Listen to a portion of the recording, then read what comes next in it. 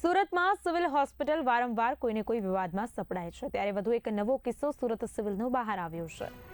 Civil hospital આમ તો ગરીબ અને મધ્યમ વર્ગના દર્દીઓ માટે આશીર્વાદરૂપ નીવડતી હોય છે, પરંતુ ઉધનાના એક દર્દીને સિવિલ હોસ્પિટલનો ખરાબ અને કડવો અનુભવ થયો છે।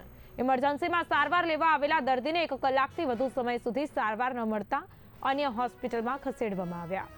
દર્દીને કાનના ભાગે ઈજા થતા તે ગંભીર સ્થિતિમાં હોસ્પિટલ ખાતે પહોંચ્યો હતો, પરંતુ તેને સમયસર સારવાર મળી નથી તેવા પરિવારે આક્ષેપ કરતા વિડીયો બનાવ્યા છે।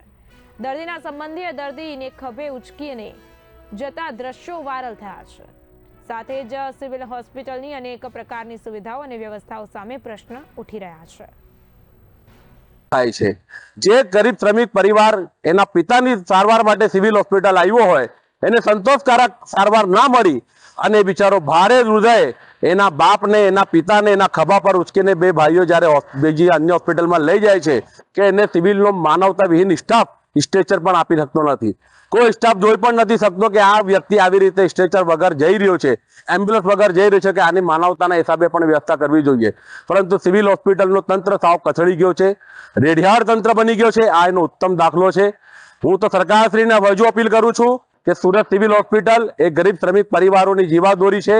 એ શ્રમિક હોસ્પિટલમાં કાયમી ભરતીઓ કરો। આજે કોન્ટ્રાક્ટ બેઝ પર કામ કરનારા જે કર્મચારીઓ છે એટલે સ્વાભાવિક છે કે એને કોન્ટ્રાક્ટ પૂરતું જ કામ કરવાની એને છૂટ હોય કે એ સમય મર્યાદામાં જ કામ કરતો હોય।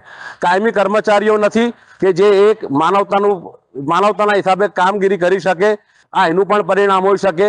હું હજુ કહું છું કે સિવિલ હોસ્પિટલના જે સ્ટાફ છે, ડીન હોય, સુપ્રિન્ટેન્ડન્ટ હોય, ડોક્ટર હોય કે અન્ય નર્સિંગ સ્ટાફ હોય, ભારતીય જનતા પાર્ટીની નેતાઓની જે ખુશામતખોરી કરો છો એના બદલે ગરીબ શ્રમિક પરિવારના દર્દીઓ પર પૂરતું ધ્યાન આપો અને એમની દુઆનું કામ લો।